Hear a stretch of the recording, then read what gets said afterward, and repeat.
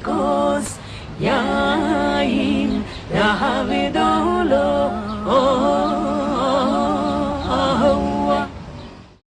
Nós desejamos que essa aula de hoje seja tranquila e ao mesmo tempo muito alegre. Não essa alegria passageira, não essa alegria efêmera, mas a alegria verdadeira daqueles que juntos, como uma família, descobrem no Evangelho de Jesus o caminho, a verdade e a vida. Como a Lucy falou, nós vamos falar hoje sobre a história de Israel e dominação estrangeira. Relembrando, nós estamos na aula número 12.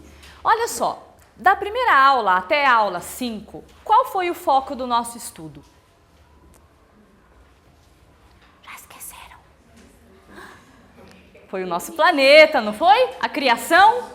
Falamos sobre o nosso planeta, falamos sobre esse berço que nos acolhe, os primeiros povos que surgiram, os expurgos periódicos, não foi isso? Só que a partir da aula 6, o foco mudou. Da aula 6 até a aula que nós estamos, nós passamos a fazer um estudo a respeito do povo hebreu. Podemos dizer que nós tivemos um mini curso a respeito do povo hebreu. Por que vocês acham que a Escola de Aprendizes nos oferece essa noção do povo hebreu na Escola de Aprendizes, nesse momento, no comecinho? Por que é importante conhecer a história do povo hebreu? Nós estaremos, a partir da aula que vem, estudando um livro chamado O Redentor. É a história de Jesus. Será que eu posso entender a história do Mestre se eu não entender a história de seu povo? Não, então por isso que a escola, ela nos prepara. Primeiro, vamos entender a história do povo hebreu, seus pensamentos, os seus conceitos, para depois começar a estudar a vida de Jesus. Tudo bem até aí? Como a Lucy falou, o objetivo dessa aula específica hoje é fazer uma revisão e um fechamento. Então nós vamos tentar lembrar aquilo que foi ensinado nessas aulas anteriores, para que a gente possa levar para a próxima aula uma noção básica, porque vocês acham que a história dos hebreus é fácil de entender? Nós somos unânimes em falar que não. Por que que não? Agora eu quero saber. Exatamente isso. A história do povo hebreu é repleta de personalidades, de datas, de locais. Então é difícil a gente guardar tudo. Lógico que não dá, né? Mas nós precisamos levar para frente pelo menos uma ideia básica da história desse povo. Tudo bem até aí? Então nós vamos iniciar, vocês é que vão me ajudar a fazer essa revisão, porque eu não estava aqui em todas as aulas. Eu estava aqui na aula passada. Então, olha só, nós vimos lá na aula 6 o personagem principal da história dos hebreus. Quem é? Abraão, né? O patriarca. Em 2 aulas depois, nós falamos sobre a segunda figura mais importante, que é Moisés. Então, na aula 7 falamos sobre a missão dele e na aula 9 sobre o decálogo. O que é decálogo mesmo?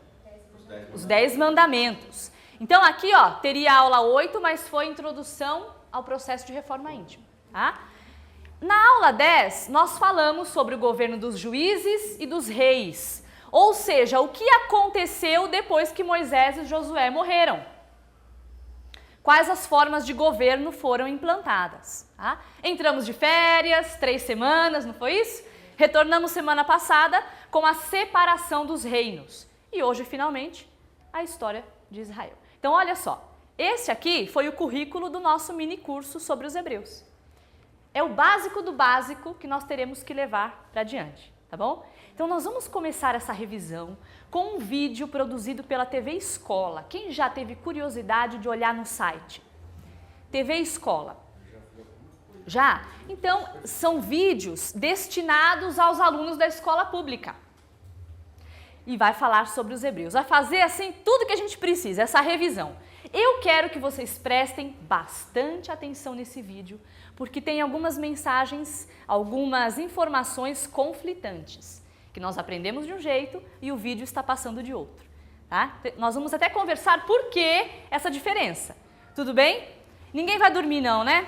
Vocês acham que é melhor apagar a luz ou... São 14 minutos. Vocês conseguem se manter acordados? O sapato é 38, tá? Se alguém dormir, é só avisar que a gente dá um jeito.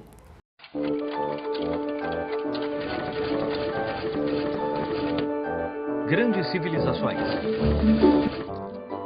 Os Hebreus, primeira parte. Ao longo da história, muitos povos se multiplicaram e começaram a se destacar. Mas, independente do quão forte ou poderosos eram, muitos deles, mais cedo ou mais tarde, acabaram por desaparecer ou ser dominados por outros povos. Houve muitas invasões às civilizações antigas. Alguns povos foram conquistados e algumas culturas desapareceram completamente nas areias do tempo. No entanto, havia um povo muito pequeno que, apesar de não ter qualquer poder militar, conseguiu atravessar o vasto oceano da história e chegar aos nossos dias. O povo hebreu. Os antigos hebreus conseguiram resistir graças a uma poderosa crença. Acreditavam ser o povo escolhido por Deus. Abraão, o primeiro hebreu. A história do povo hebreu pode ser encontrada em um livro muito especial. Alguém sabe qual é o nome do livro?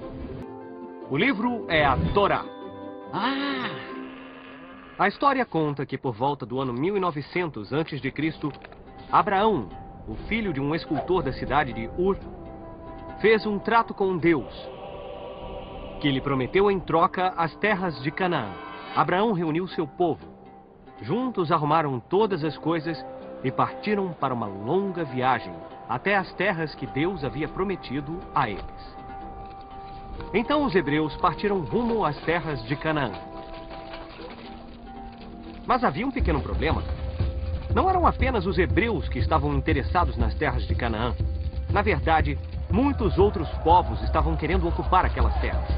A verdade é que as terras de Canaã eram muito ricas e férteis. E além disso, elas se situavam entre dois grandes reinos da época. O do Egito, no norte da África, e o da Babilônia, na Mesopotâmia. Esses reinos poderosíssimos estavam lutando por esse território, porque inúmeras rotas de comércio passavam por lá. Mas essa terra era muito mais do que apenas uma zona fértil para os hebreus. Era a terra prometida. De fato, o pacto que Abraão havia feito com Deus envolvia uma outra coisa. Abraão e seu povo tiveram de renunciar a todas as religiões que adoravam muitos deuses e tiveram que aceitar a existência de um único Deus, o Criador de todas as coisas. Os patriarcas. Eu, Abraão, sou o líder do meu povo. Isso faz de mim o primeiro. O patriarca é o homem-chefe de uma família. Isso significava que ele impunha as leis e também era o líder religioso. O patriarca era o líder de sua esposa, filhos e também dos filhos de famílias bastante próximas. Quando o patriarca morria, o filho mais velho do sexo masculino se tornava o novo patriarca e assim por diante. O filho mais velho de Abraão era Isaac, e o filho de Isaac era Jacó.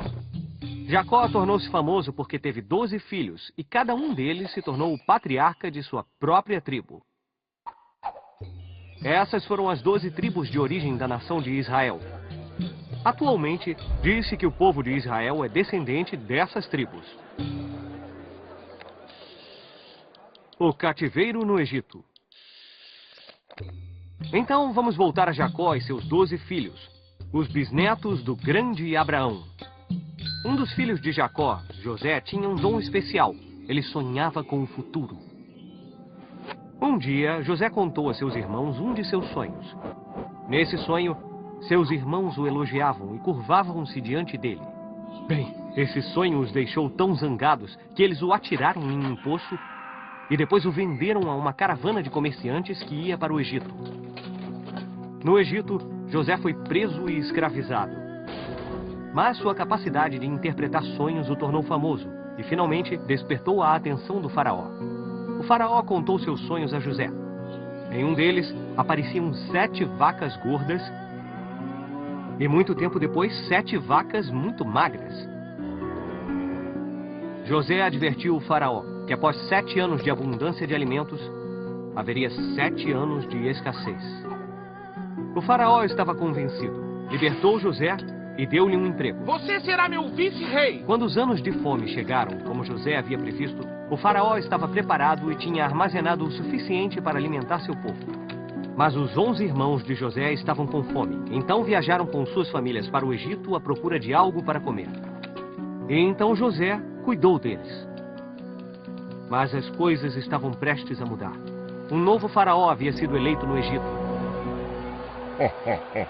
E ele não era como o outro. Ele temia e desprezava os hebreus. Por isso os escravizou e os maltratou terrivelmente. Acredita-se que a escravidão no Egito durou cerca de 200 anos. Um dia, nasceu um homem que se tornaria um grande líder. Um verdadeiro herói. Esse homem se chamava Moisés. Moisés libertou os hebreus da escravidão. Seu povo deixou o Egito e passou os 40 anos seguintes vagando pelo deserto. Durante esse período, Moisés subiu ao topo do Monte Sinai, onde Deus lhe deu os 10 mandamentos. Esses mandamentos eram como um código de conduta que as pessoas deveriam seguir. Os hebreus protegiam os mandamentos na Arca da Aliança e os transportaram através do deserto. Eles acreditavam que os longos anos de peregrinação foram um teste que Deus lhes deu antes de permitir o regresso à terra prometida de Canaã. Depois de muitos anos vagando, os antigos hebreus finalmente retornaram à sua terra. E assim começou um período magnífico de sua civilização. O tempo dos reis de Israel. Os hebreus precisavam escolher seu rei, então um sábio foi designado para decidir. Seu nome era Samuel. E ele resolveu que Saulo deveria ser o primeiro rei de Israel. Os hebreus precisavam de um rei forte, porque estavam sendo atacados por um monte de povos. Saulo foi um rei muito valente e derrotou os amonitas e os moabitas, mas não conseguiu derrotar os filisteus. Foi nessa época que nasceu uma grande história sobre um jovem pastor chamado Davi, que foi voluntário para lutar contra os filisteus e seu maior guerreiro, um gigante chamado Golias. Embora Davi fosse muito pequeno, ele foi capaz de derrotar Golias usando sua inteligência em vez de sua força. Davi, armado apenas com uma funda, deu um golpe certeiro no olho de Golias. Assim, após derrotar o maior guerreiro dos filisteus, Davi os expulsou e trouxe a paz ao território. Tornou-se rei de Canaã e fez de Jerusalém a capital. Depois, o filho de Davi, Salomão, tornou-se o próximo rei. Salomão dedicou sua vida à construção do Templo de Jerusalém, que foi uma das obras mais impressionantes do mundo antigo. Mas muitos povos estavam tentando conquistar Canaã. Salomão fez o seu melhor para evitar guerras e invasões. Porém, o reino estava cercado por outros povos, como os assírios, babilônios e egípcios. E todos queriam as terras férteis de Canaã. No ano de 922 a.C., Salomão morreu e Canaã virou um caos. Os hebreus não conseguiam se entender sobre como defender suas terras. Então, dividiram-nas em 2 reinos. O reino de Judá, no sul, e Israel, no norte. As invasões. Durante centenas de anos, os 2 reinos viveram separados. Por isso não tinham força suficiente para derrotar os inimigos. O reino de Israel durou quase 200 anos, até que um poderoso rei da Assíria, Sargão II, invadiu e destruiu a capital, Samaria. Os hebreus abandonaram o país e se espalharam por outras regiões. O reino de Judá durou mais tempo, até que um rei da Babilônia, Nabucodonosor II, invadiu a cidade santa de Jerusalém. Ele destruiu o templo construído por Salomão e expulsou todo o povo para a Babilônia. Esse período obscuro foi a primeira diáspora. Durante esses anos, as disputas entre os antigos hebreus dos 2 reinos foram esquecidas, e todos os descendentes de Abraão passaram a ser chamados de povo judeu. Mas tiveram que esperar mais 50 anos, até o ano de 539 a.C., para que os cidadãos de Judá capturados fossem libertados pelos persas. Os judeus voltaram para a cidade santa de Jerusalém, onde reconstituíram o famoso templo construído por Salomão. Todas as dificuldades que tinham superado tornaram suas convicções ainda mais fortes. E gradualmente eles foram se isolando dos outros povos. Eles escreveram muitas histórias de seu passado e os mandamentos santos de sua religião. Essas histórias e ensinamentos foram reunidos em um livro chamado Torá.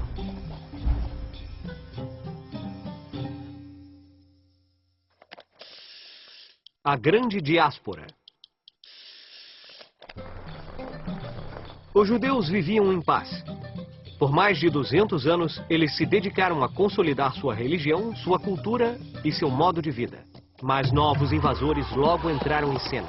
Primeiro chegaram os gregos, sob as ordens de Alexandre o Grande, e mais tarde os romanos, que conquistaram Canaã e anexaram essas terras a seu império.